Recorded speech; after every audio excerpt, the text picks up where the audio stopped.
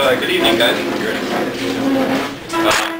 Like Robert said, my name is Steve Weddle. I'm president of the Prairie Colors of Orange County, and he's asked me to come here and basically share my knowledge with you on coyote hunting.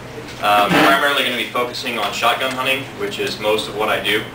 And I'd like to kind of run it informally, so if you guys have any questions throughout the process, or I'm talking about something boring, don't throw food at me, just let me know, and we'll get going. So I like to compare shotgunning coyotes a lot with fly fishing. Has anybody done any fly fishing here? Okay, so when it happens right, it's a beautiful thing. I mean, everything comes together and it works on a level that is so much more than just hunting. It's really closer to archery with a gun than any other style of hunting. And when it goes badly, it's like fly fishing when it goes badly. It's a horrible mess and you go home and you think you never want to do this again. So hopefully we can dispel some of those mess and make it a little easier on you guys. Like I said, a lot of this is my own personal feelings. This is how I hunt. And there's some facts I've thrown in here to help you guys out. So we'll start off with coyote psychology. Best really to know kind of what we're going after. There's a couple things that really come into play with shotgunning coyotes that don't so much with rifles. A coyote being a canine is somewhat lazy by nature. I mean, if any of you have a dog, most of the day you'll see it lying around the house, and until you get really active and do something with it, that's pretty much what it does. Coyote's pretty much the same way. And when we're out there calling them, you're trying to elicit a prey-predator response with that call. So you're trying to get that coyote to come into you saying, hey, I'm ringing the dinner bell. Well, if you set yourself up in a situation to where the attributes of the animal are easily, let's say, accentuated, i.e., maybe you're calling on top of a hill and you've got a nice canyon behind you, well, your call is going to echo off those walls pretty good. That coyote's going to hear you a long way away. That's not necessarily to your benefit when you are shotgunning. If your rifle's set up and you're on top of a ridge, you've got a good clear view, say 300-400 yards. Most of the time, if there's a coyote within the area, no matter which direction you call, you can get it to come in to 300 to 400 yards. It's kind of like their little safe zone. I really think, let's expand on that for a minute. My magic number is somewhere between 200 and 250 yards. If you can stand in the middle of a clear field and call on a coyote at 250 yards away if you don't move. That's kind of where all their alarms go off. That's where they get nervous. And what comes into play there primarily is their sense of smell. They can hear your call. And from all the research I've done, and personally, I think it's about half a mile away on average terrain is what they can hear. Like I said, if you're up against a canyon or something, or you get some echo, you may get a little bit farther than that.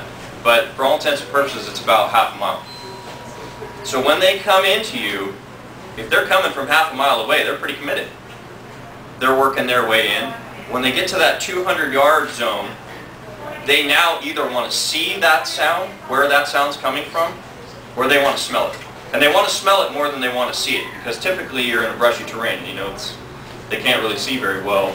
They're 18 inches off the ground. So knowing that and kind of working that into it, they're going to go to the downwind side 99% of the time. If you see them coming in, like I say, and it's really kind of a neat thing to see this, they will literally stop at about 200 yards. They'll come in on a full run most of the time, and then they'll just kind of stop. And then you'll see them start working towards the downwind, and they'll go kind of in a slow fashion. And that's really the key time where all of this kind of comes together. That's your make it or break it point.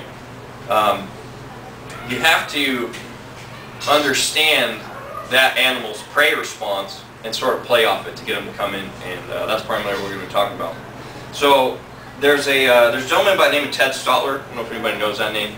He's a pretty involved coyote hunter. He's also a published author, school teacher. He lives out of Nevada. And I sort of subscribe to his theory of coyote encounters.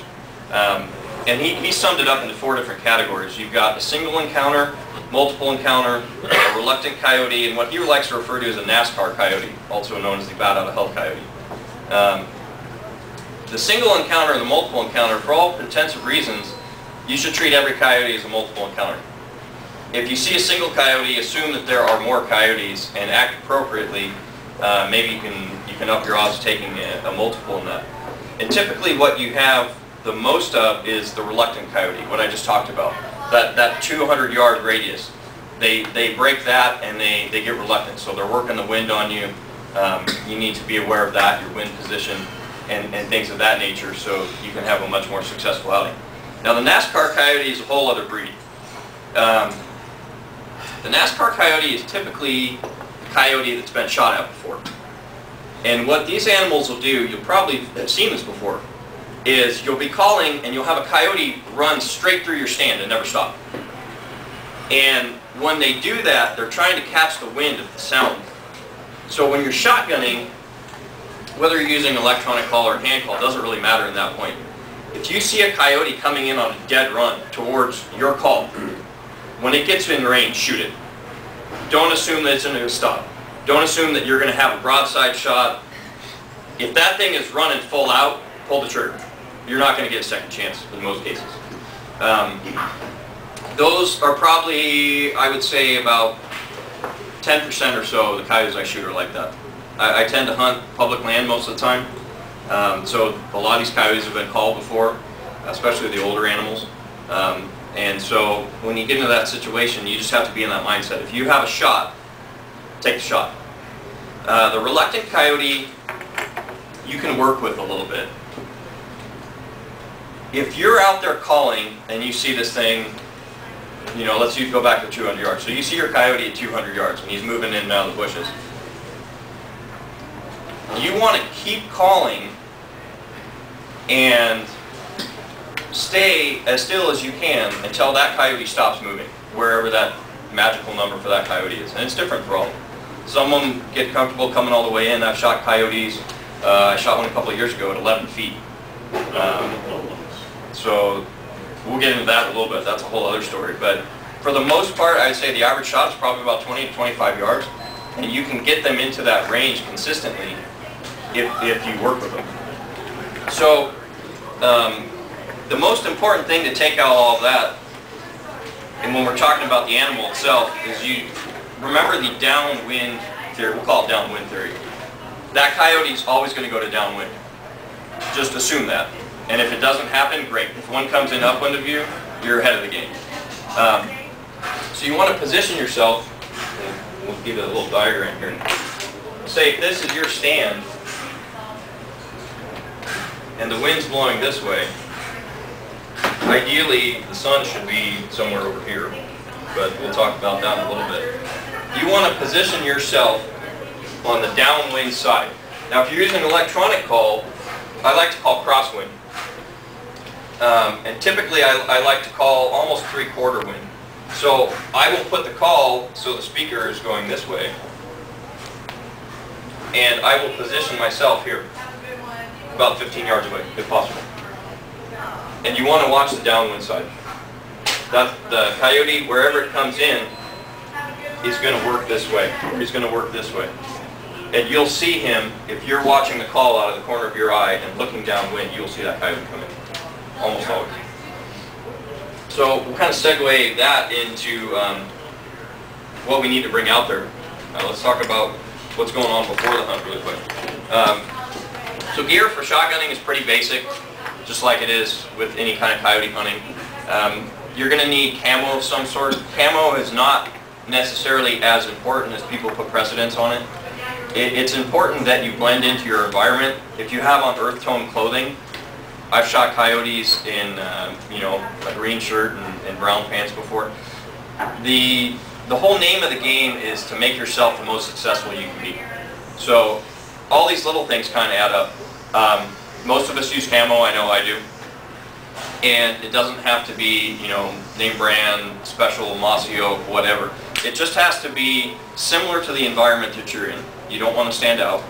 And it has to be of similar colors. You don't want to wear a high contrasting top to a high contrasting bottom. That'll set you aside anything else.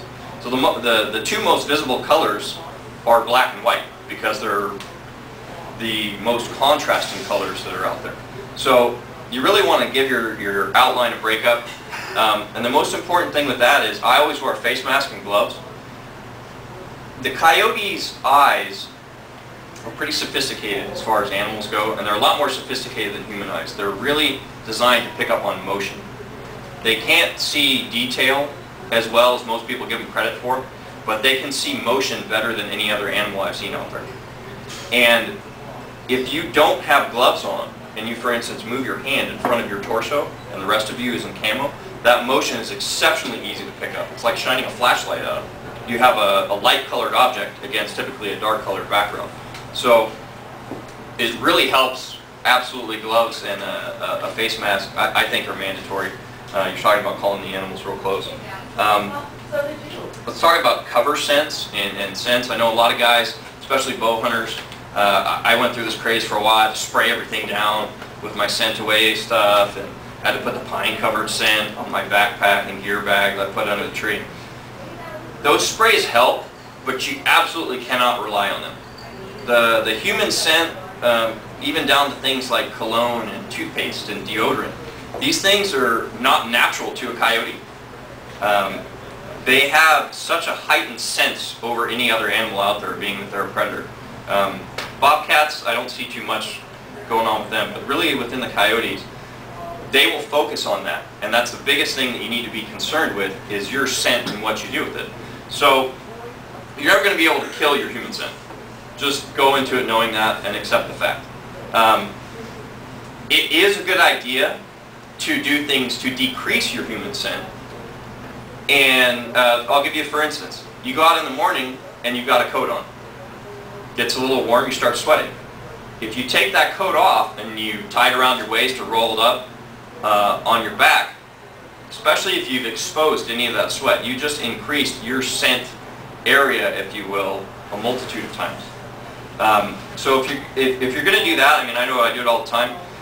Either toss it in a pack if you've got one, or toss it in the car, and you'll notice it's really the little things that sort of add up to being successful with this.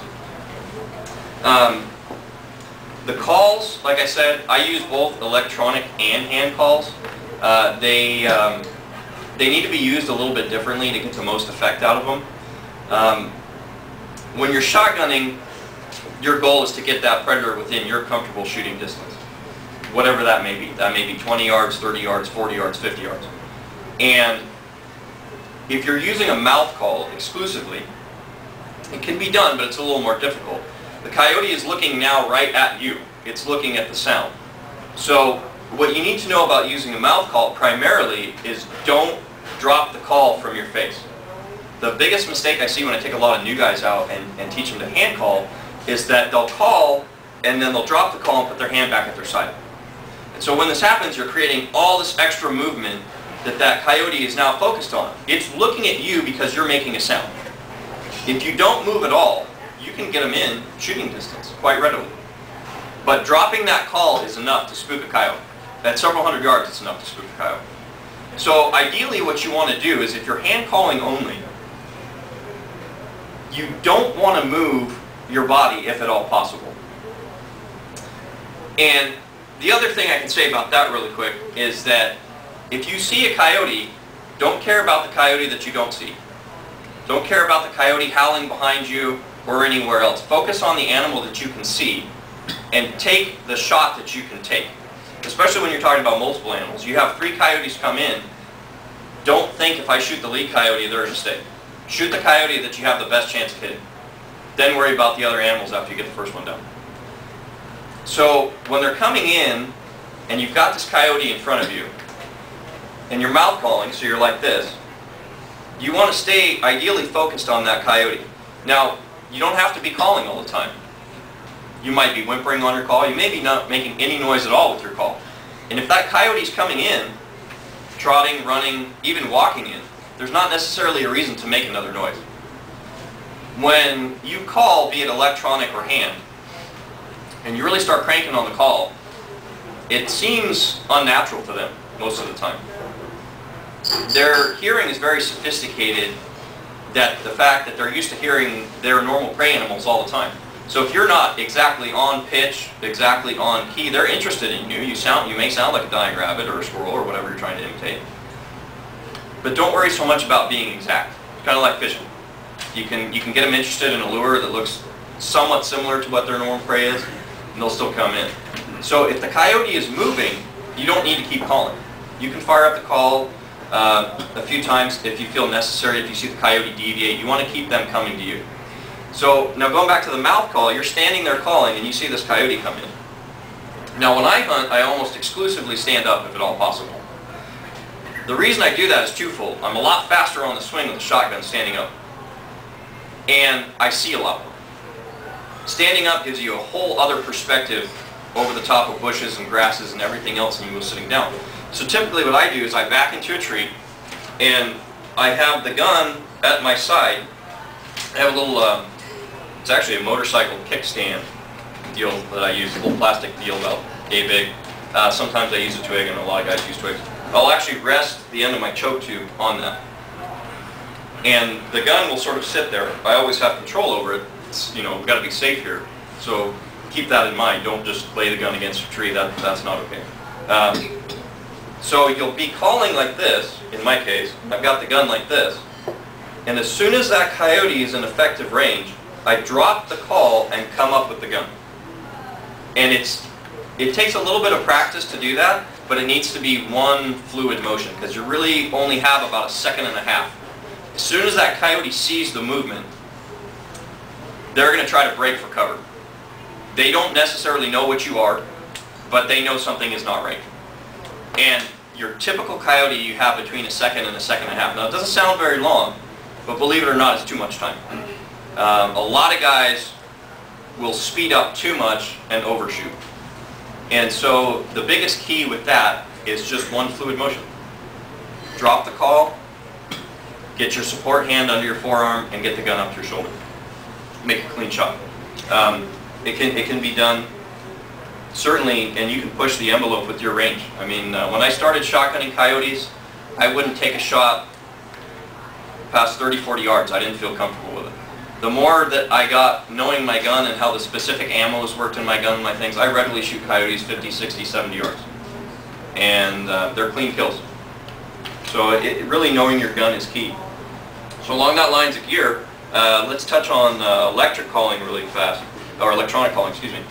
So electronic calling, either alone or combination with hand calling, can be hugely effective to the shotgun hunter.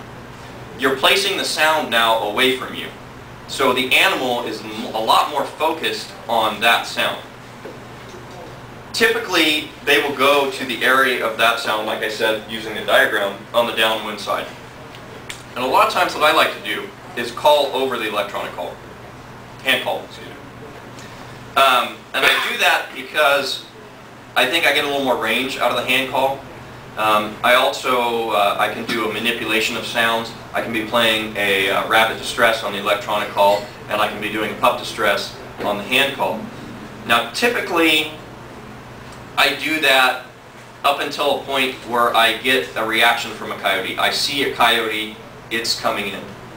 If I'm using the electronic call in that case, I almost exclusively always go to the electronic call. It's just so much easier to get that animal to get away from you, and it gives you a little bit of a level of manipulability where you can afford to make a few little mistakes that you don't know you're making and not spook that animal. If he's looking 20 feet to your left, he won't necessarily see you shift slightly in the bush.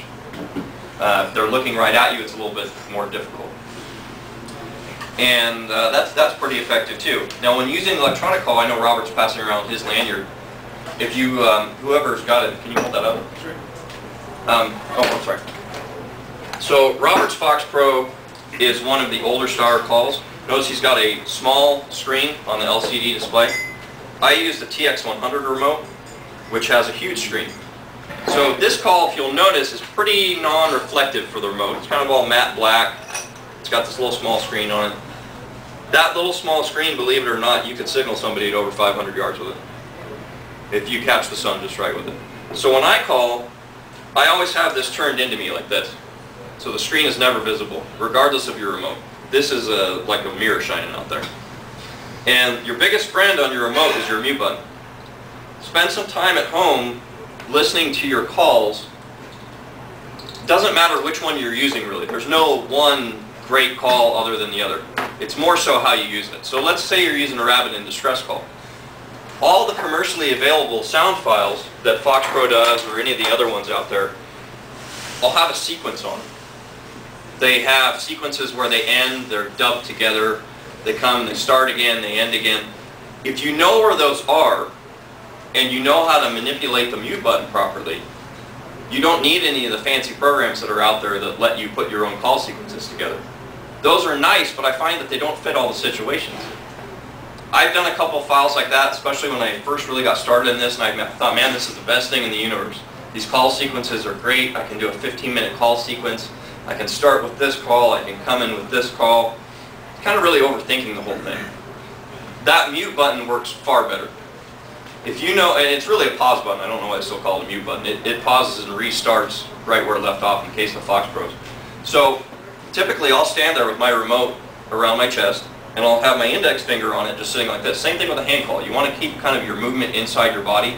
Don't give them anything that they can look at. You know, movements like out here, even shifting your legs against the backdrop are really key. So hitting that mute button, starting and stopping, is very effective. Especially if you have a coyote hang up on you.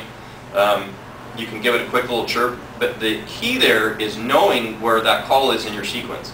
It's just as easy to make that work for you well as it is to have it completely backfire on you. If you turn that back on when that jackrabbit starts wailing and that coyote is under 50 yards, for the most part they're going to turn around and run right the other way.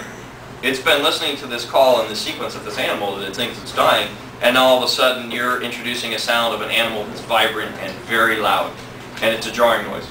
And most of the time they'll book right out. So in that case, if you've gotten yourself into that situation where you've worked that call and you're on that section where it's either wailing or very loud, you can do one of two things. If you think that you really need to call, haven't seen that coyote in 30 seconds, 45 seconds, a minute, it's behind a bush somewhere, you can, if you know your remote well enough, work your volume down really low and turn it on. That works. I've done that before.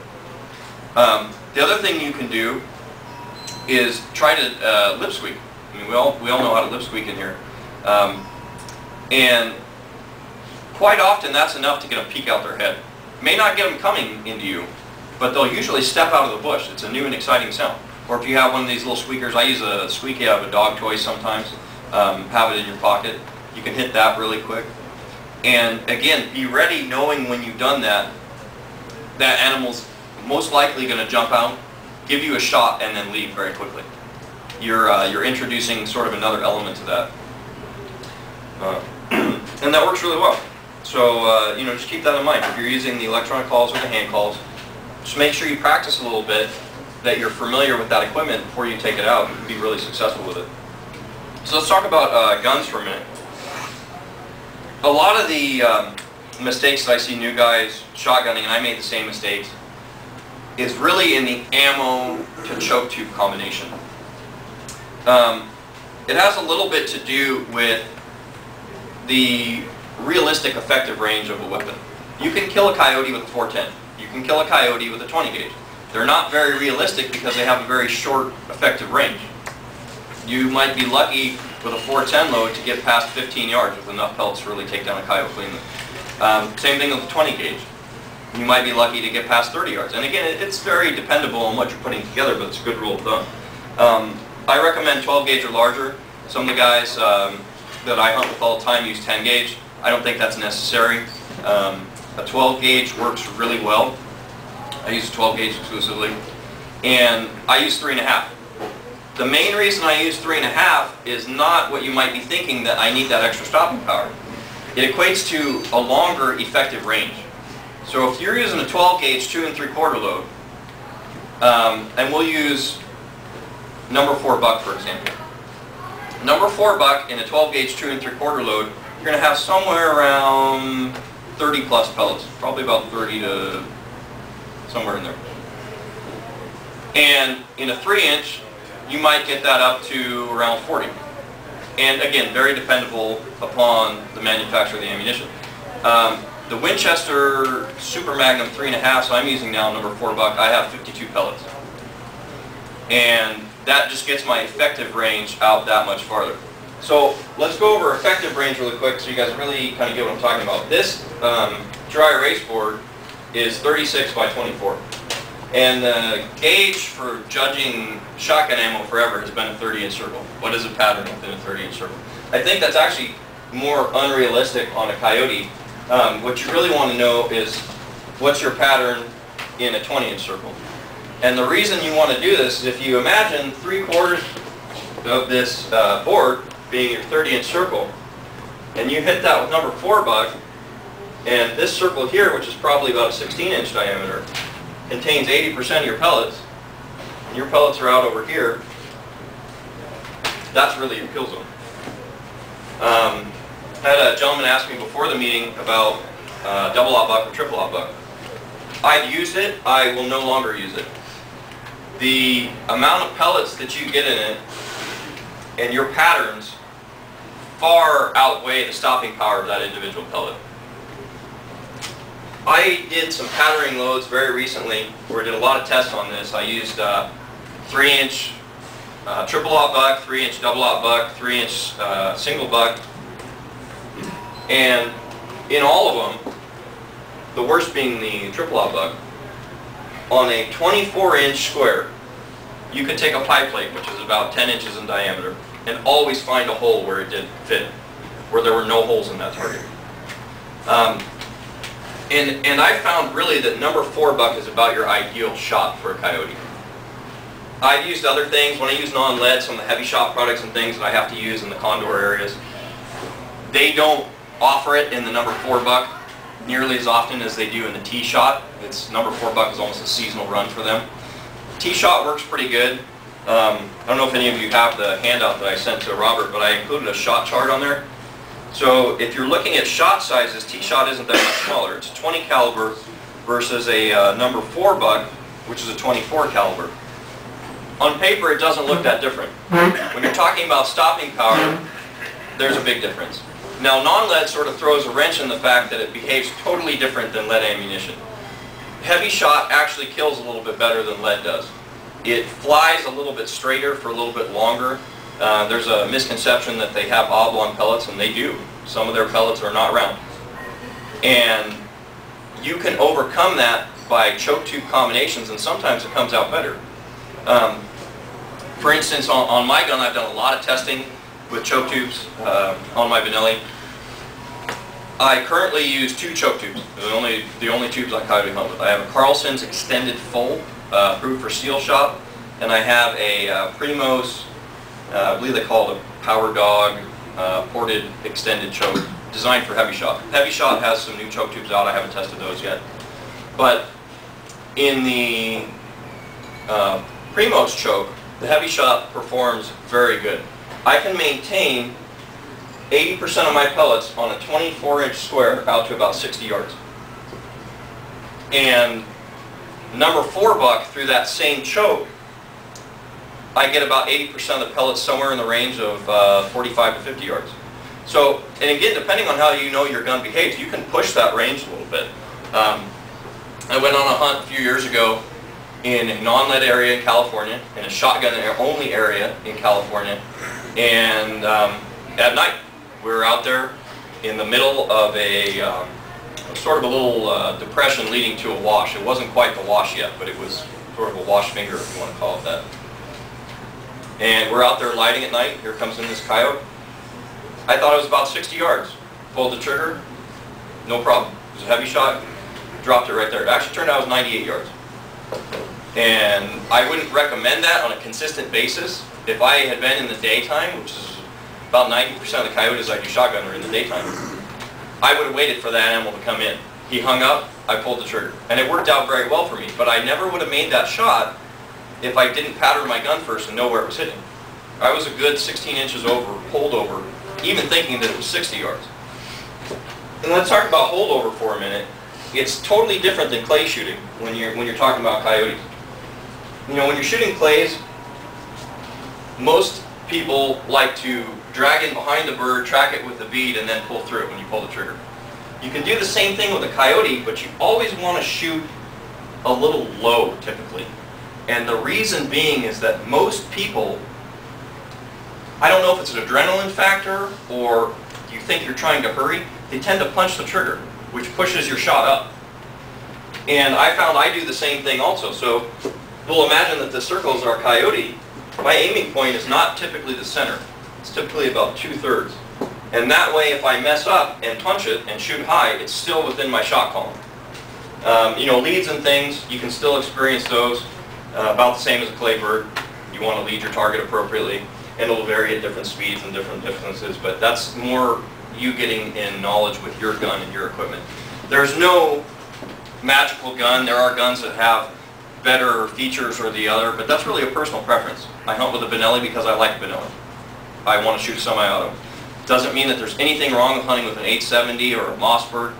If you know that gun and you know where it shoots with any given ammo, you will kill coyotes effectively just as anybody else. Doesn't matter if it's a $200 gun or a $1,000 gun. And so really that's the most important part, is getting to know your equipment. You're going to have to, especially if you hunt with multiple loads, you're going to have to play with that a little bit with different choke combinations. Talk about chokes for a minute.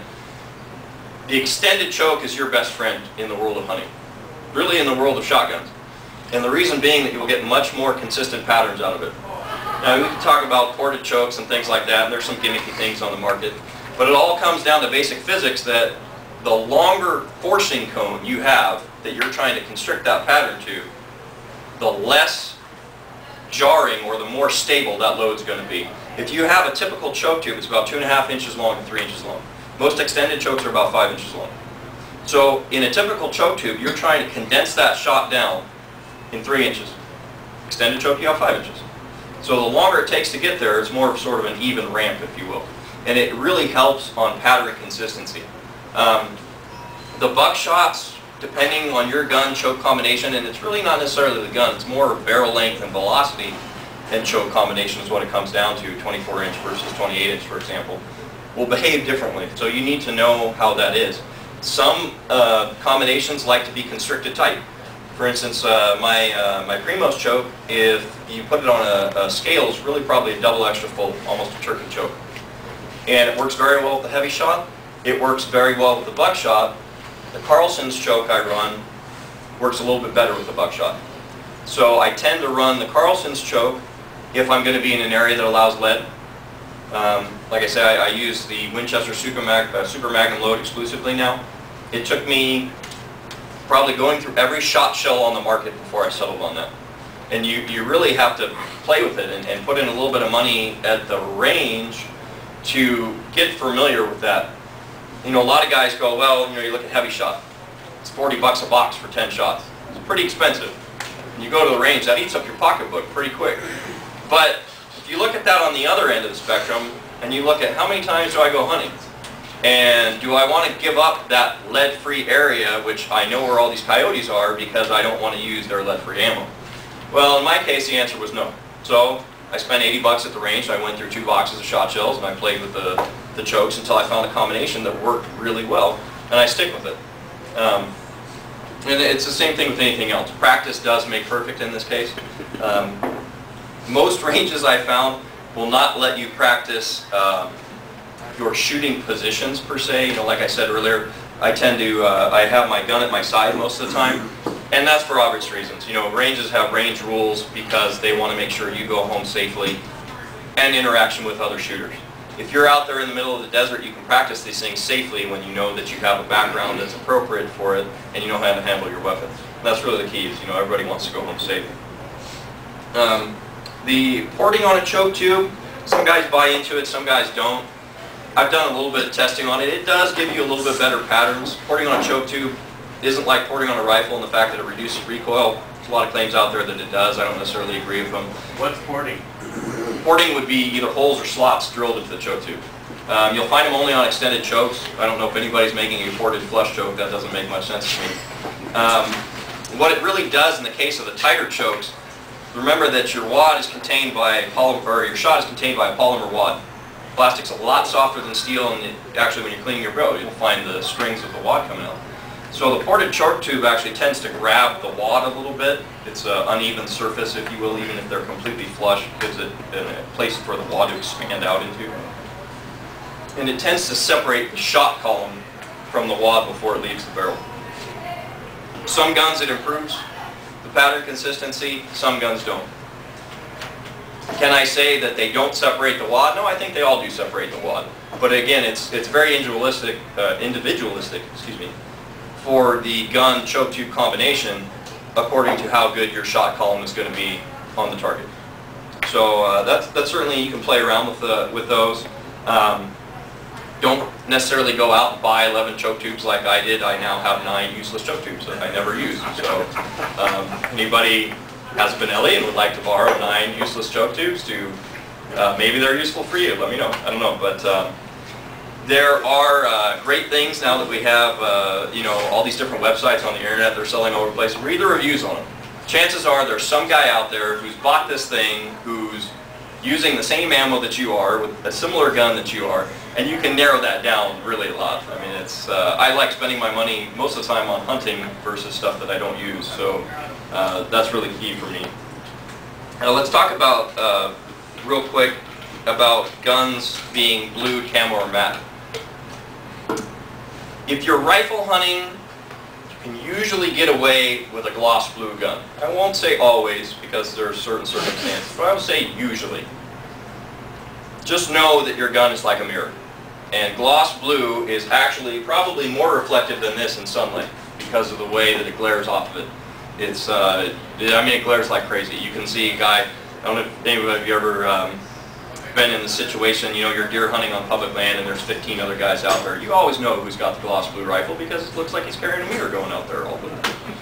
Well, to a coyote, much more important than it is to a deer.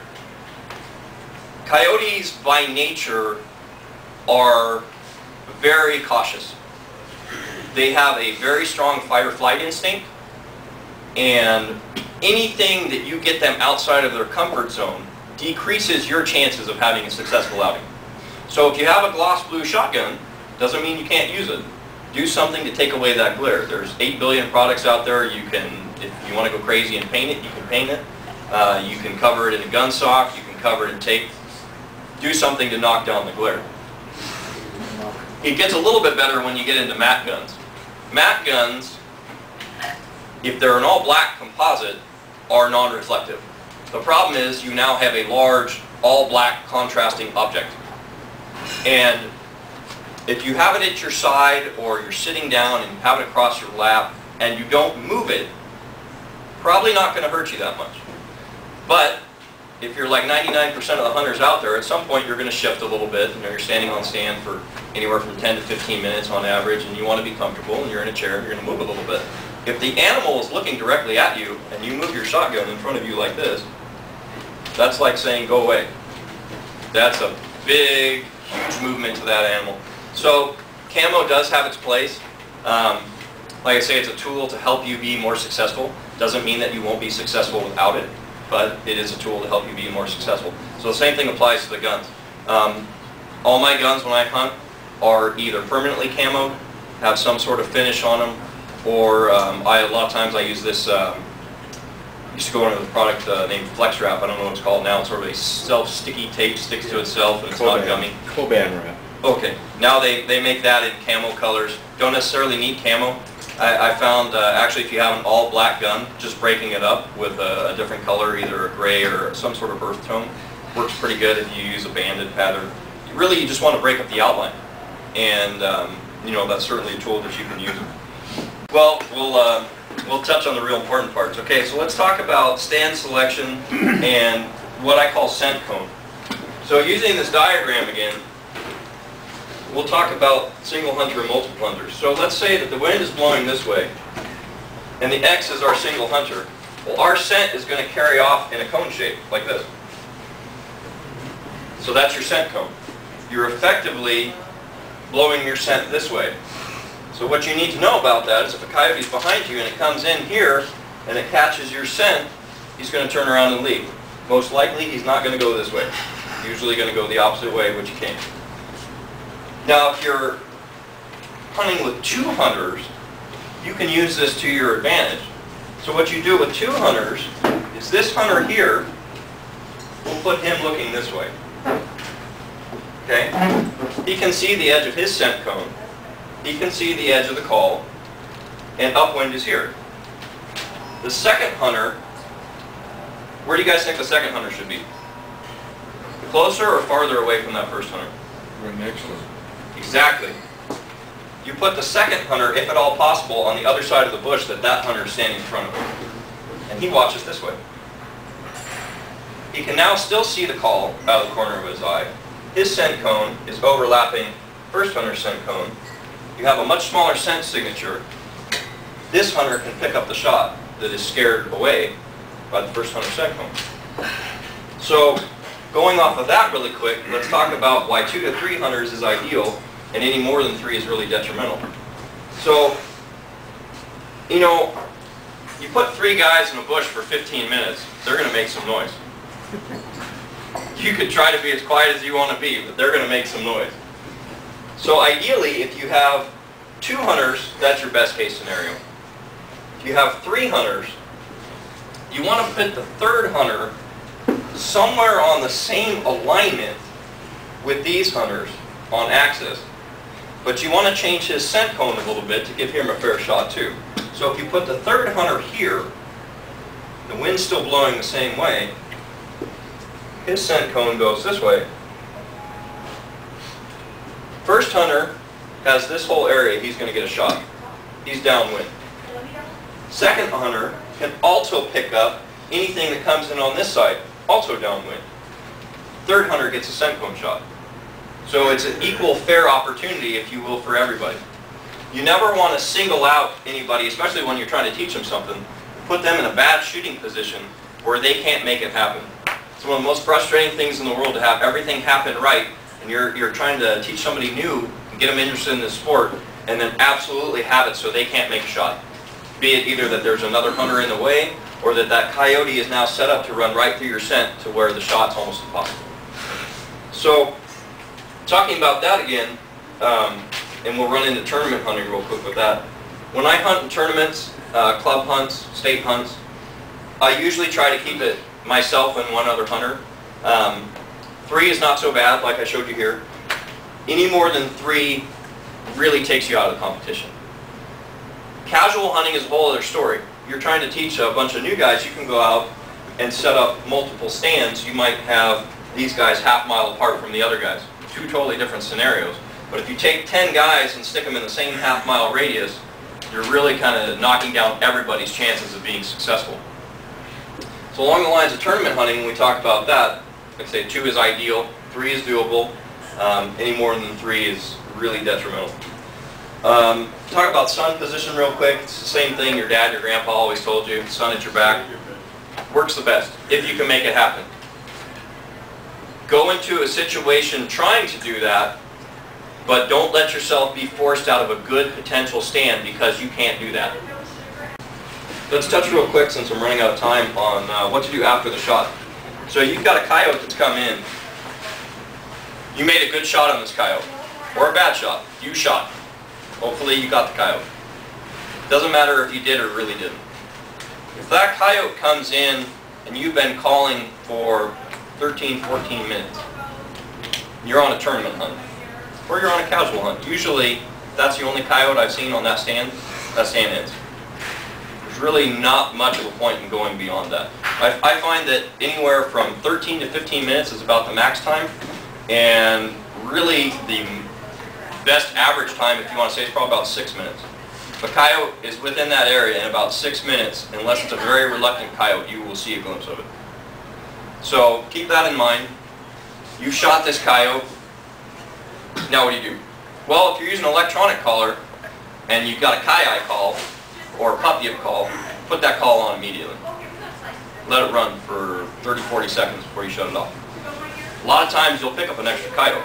Now, that won't necessarily come in right then. A lot of people think they do, and a lot of people get hung up on these shows that we watch out of the Midwest, and these guys are sitting on a farm field and they pop a coyote and then one's coming right in.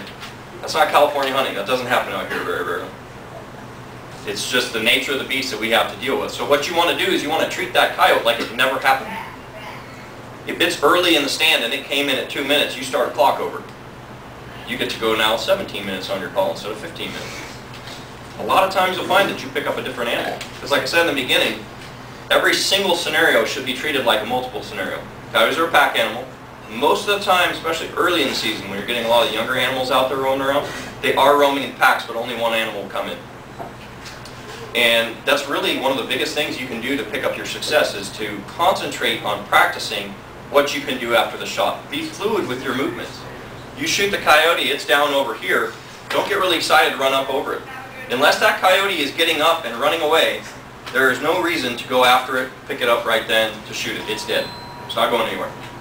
So sit there and be fluid with your movements. Go back into your stand mode. Go back into your not moving, very quiet, very reserved mode. And quite often you'll pick up a second coyote on that stand if you're in a good area. Well, thanks for listening to me tonight, and hope you guys learned a little bit about shotgun hunting. Something maybe help you improve your chances in the future.